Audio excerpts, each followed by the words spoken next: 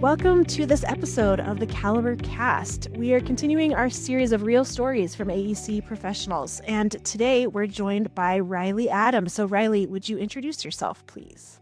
Yeah, I'm Riley, like you said. I am a Whitewater Project Manager for Calibre in our Whitewater group and primarily focused on in-stream projects, but I do dabble a little bit in the pump parks and swiftwater rescue facilities as well.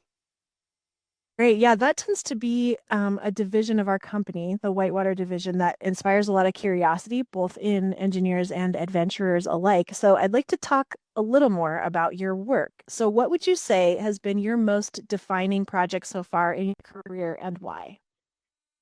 I would probably say that the we did a modernization kind of right in the middle of COVID for the Chinovo Water Sports Center in Bratislava, Slovakia.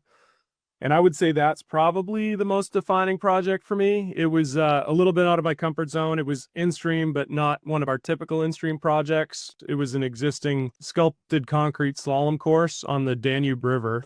And it's kind of this diversion through a series of navigational locks. So like super interesting site, highly regarded slalom course that's hosted a bunch of competitions, but it hadn't changed in like 40 years. And so our scope for that project was removing the existing channel bed and some of the obstacles within the channel, and then adjusting the geometry and replacing concrete slabs that had unistrut embedded in them so that we could use rapid blocks, which are our movable obstacle system, to be able to reconfigure the whitewater in the future so that they weren't stuck with another design for 40 years. They could change it as they wanted to. And it was a super challenging project. Like I mentioned, just getting good as-built data was tough.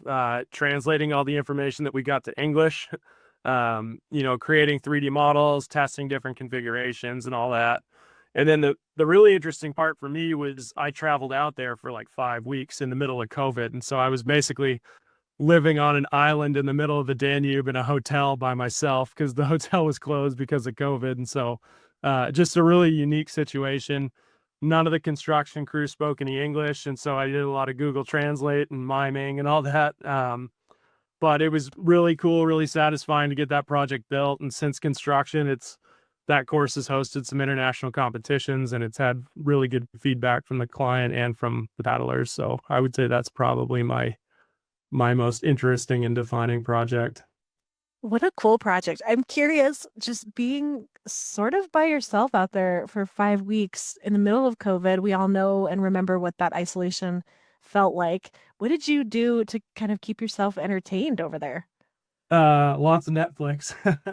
um, I went on a lot of walks. I did get to meet a few local people and got to be friends with some local guys there and did a little kayaking and that kind of thing. But it was a lot of Netflix.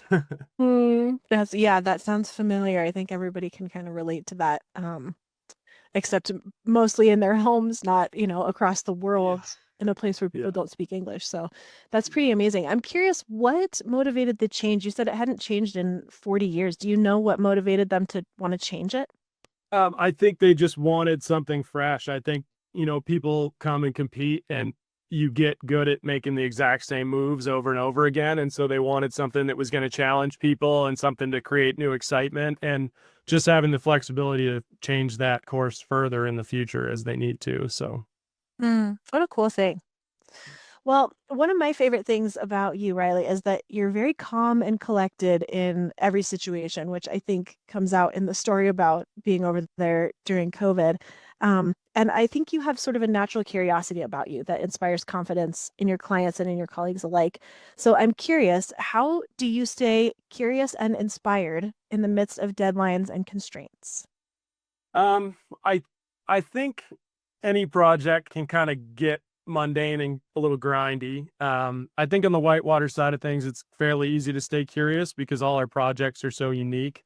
But I would say for me, it's really about staying involved in our clients' community, which is kind of easy for me because I just go paddling with as many different people as I can, and you talk to them about the work you do, and so just staying involved in the kayaking community really helps keep me, I guess, inspired or more like hungry to produce like the Mm, best projects we can because we're building it for our friends, Um, and other than that, I think just like staying involved in the details is important. So like as a project manager, it's easy to get caught up in like budget and schedule and that kind of thing. And I think really being active in the design part of it and being creative and not having a copy paste mentality, but kind of thinking outside the box and implementing new techniques when it makes sense to. Sometimes it makes sense to, do what we've done before because it was a success. But I think there's a lot of opportunities where trying something new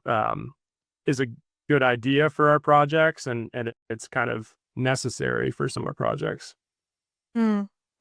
Yeah, I love what you said about staying hungry, and that very much speaks to me. I'm the same way, and I have sort of a natural competitiveness that I think comes through in this, like wanting to be the best and do the best work. And um, I don't know, that hunger really speaks to me.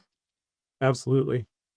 So I think one thing that strikes me about that is that often people are most sort of curious and competitive in their youth. And then as they get through their career, just with the crazy schedules and all the work that we do and the details and budget management, sometimes they can lose sight of that sort of competitive nature as they grow in their career. So as we look at growth and your sort of trajectory over the course of doing engineering, thinking back on your younger self, what advice would you give to yourself or to a new grad entering the field today? Well, I was going to say buy a house in 2009 and another one in 2018. but but no, as far as career path, I honestly don't have a whole lot of like regrets or things I would have done differently. But I would say I think when I was in high school, just generally talking to more engineering professionals or just professionals in general to get a better idea of like what their day to day would be, what their what their role actually looks like, because I really enjoy the role I'm in now, but it took me a while to get here. And I don't regret any of the previous roles I've had. But I think, learning as much as you can before you get focused on something really helps uh, speed up the process of figuring out where you want to be. Um, and then the other thing I would say is I should have gone to grad school like very soon after my undergrad and taken the PE immediately as soon as possible would have made things a lot easier because now it's 20 years later and it's a lot harder. So Yeah, that's an ambitious thing to do after 20 years. You could do it, but yeah, it is yeah, ambitious. Life gets busy and it you does. get specialized and Yeah, I'm planning on it, but it's a lot more of a uphill battle at this point. So Mhm. Yeah, and walking uphill isn't as easy as you get older, yeah, as I've found out myself after two that's kids. true too. Um, okay, awesome. Well, that was super great content, lots of inspiring stories in there. Is there anything else that you want to say to kind of wrap up our conversation today? No, I don't think so. I think I'm good. It's been great talking to you. Yeah, thanks. I think we learned from Riley today to get outside your comfort zone, get involved, and stay hungry. So thanks, and join us next time on Calibre.